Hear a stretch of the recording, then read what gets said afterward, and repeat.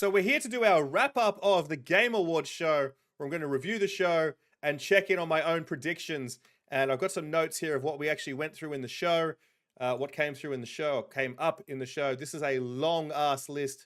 There was a lot of things in this show, but just off the top, I've just finished watching it. My ranking, if I was going to give it an out of 10, there's some okay stuff in here. There's some cool announcements. It's a 7. This show was a 7. I think it could have been better. Look, it could have been worse as well. But like, I'd honestly go 7 and maybe even a 6.5. Also, I can turn emote off. Emote only chat is now off for the stream. I can shout out some stuff. We can chuck it in this video as well. But it started off very strong. Straight away, the first thing we had come out was the Lego Horizons game. It had been rumored for a while, was shown with gameplay and a rough release date of Q4, coming to PC and PlayStation. So that's going to be a little pretty good. Games-wise, I think that was one of the high points. The 2K favorite, 2K fan favorite, that was announcing a sequel for was Civ 7. Which was not the one I was predicting. I did name drop Civ in my video yesterday, but wasn't the one I went with, my gut feel for it. So that didn't happen. We saw a lot of games throughout this. We saw a bit of Space Marine 2. That was just a little trailer action. We got a release date for Dragon Ball Z Sparkling Zero, Delta Force Hawk Ops Extraction Mode, and Black Hawk Down campaign was announced. That was kind of cool. We saw a little bit of Battle Crush, which was interesting. Blumhouse films came out with their sizzle reel. They had 6 games, and they also announced that the Five Nights at Freddy's 2 movie is in development and on the way. They are actively working on that currently. That was the head of the studio, so you can take that to the bank. Now, in the Blumhouse sizzle reel, the one that stood out to me is definitely something I'm going to play. Was Grave Seasons, which was, it looked to me like a farming sim, and then it was like some dark themes to it. One of the people on stage referred it to as a cozy farming sim with murder in it. So that sounds like it's up my alley, the murder part being the twist. There was a game called The Simulation, which was briefly shown. That looked really cool. That looked like, look, it's tough to describe, but it looked like it was a game dev trying to solve a crime. Interesting. I like that idea. There was the Mighty Morphin Power Rangers game, Reader's Rewind, which looked very good. Kingdom Come Deliverance 2 looked fantastic, which was nice to see in the show here. There was a cool climbing game, Cairn, C-A-I-R-N. It was a cool climbing game. It looked to be very awesome. The trailer, or the tone piece, I guess, for Wonder Stop looked amazing. That is something that I'm going to definitely have to check out. That was very cool. The First Descendants is a looter shooter, July 2nd, Xbox, PlayStation, and Steam cross-play. That I'll be checking out.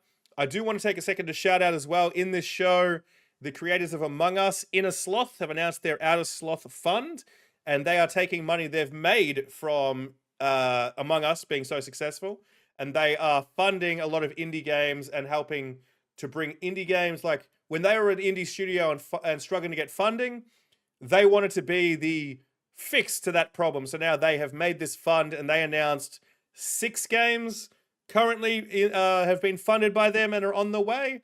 We also got a brief glimpse at the Among Us TV show.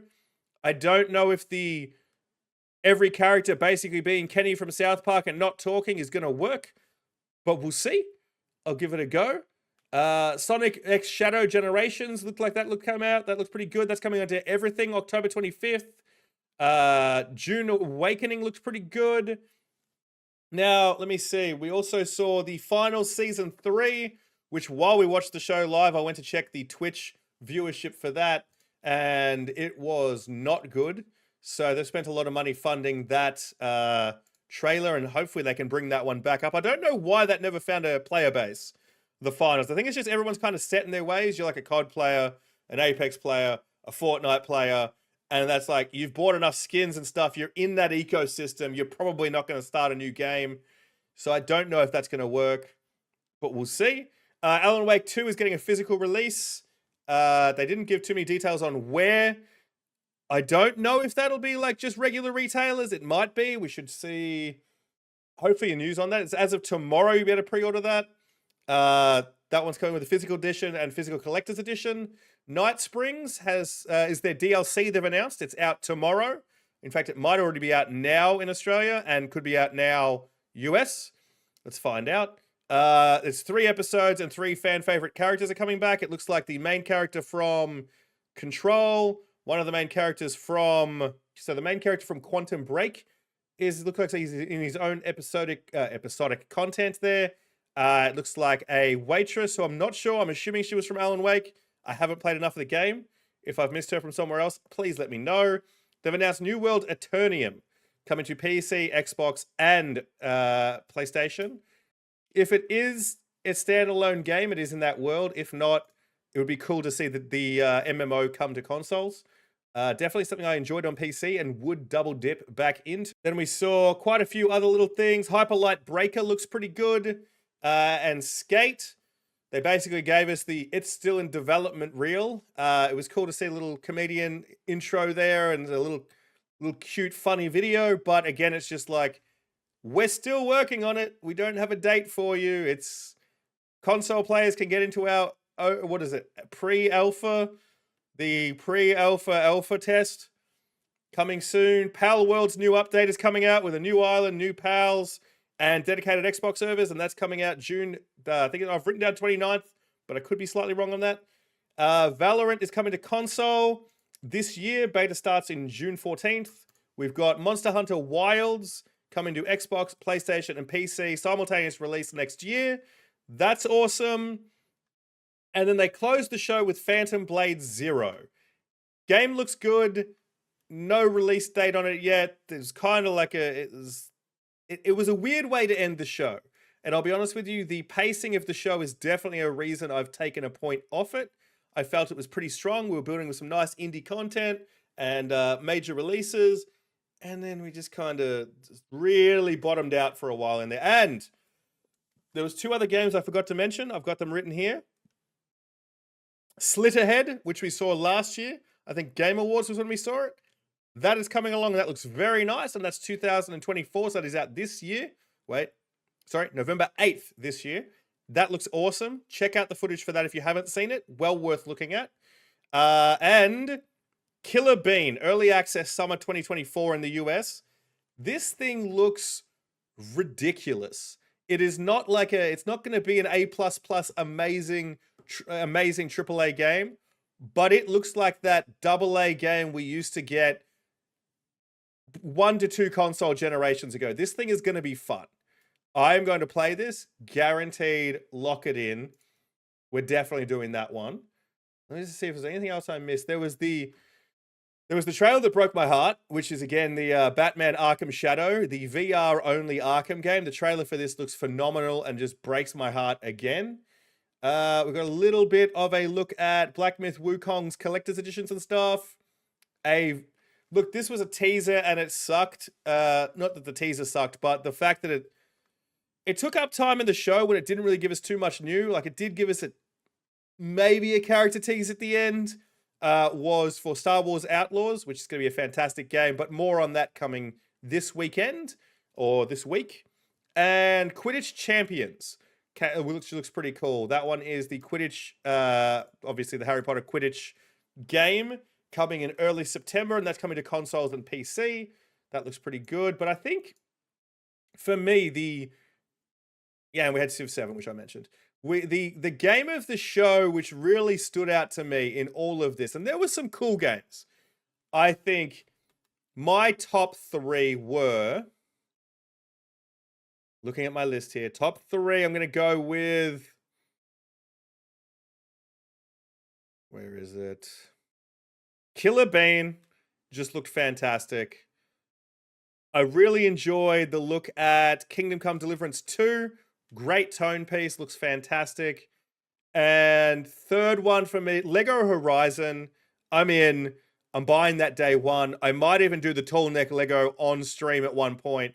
because that sold me on it that much. I want to do that. I want to watch it. Now, there is some honorable mentions. The Simulation and Grave Seasons looked fantastic. Deer and Boy looked good. And one other one, I saw it. It was... Yeah, I can't remember the name of it. But look, we're going to leave that one off the list then if I can't. That is what it is. So the show itself... Yeah, let's go with a 7. Let's see my predictions. What did I put here? All right, so here is me going through my 3 predictions. Let's see how I go. Do I get 1? Do I get 2, 3, or the vaunted 0? I think I'm going to be looking at a 0. Let's find out. Borderlands. We see a Game Pass announcement. Oof. Borderlands. I said Borderlands. I said we'd see Borderlands today. Ladies and gentlemen, we did not see Borderlands. That was 0 Borderlands. We didn't even see a movie trailer. There was one drop today, but it wasn't on this show. So it was 0 Borderlands, so 0 there. Second one was a Game Pass announcement. I thought we were going to see a few games announced for Game Pass. Maybe, like, my big pitch was this was where we'd announce the Activision games coming, because you've got more eyes on that aren't just going to be already Xbox fanboys. Because your Xbox conference, yeah, you can announce that, but everyone watching it is already pro Xbox or very anti, and you're there to shit on it. So, like, you put it on the big show that goes to everyone, that would have been the better move. They didn't do it. I think it's bad business, personally. But that's kind of what that brand's been doing lately. So I am 0 for 2. What was my 3rd prediction? And I'm thinking about it. I'm struggling. Helldivers DLC. That is my top 3. 0 for 3. 0 for 3. Ladies and gentlemen, Helldivers DLC. There wasn't a mention of Helldivers on the show. 0 for 3. Rusty sucks at predictions, which is great because I'm about to jump in and film my Xbox predictions and my Ubisoft predictions. So, what did you think of the Game Awards anyway? Let me know in the comments down below. Let's talk about it.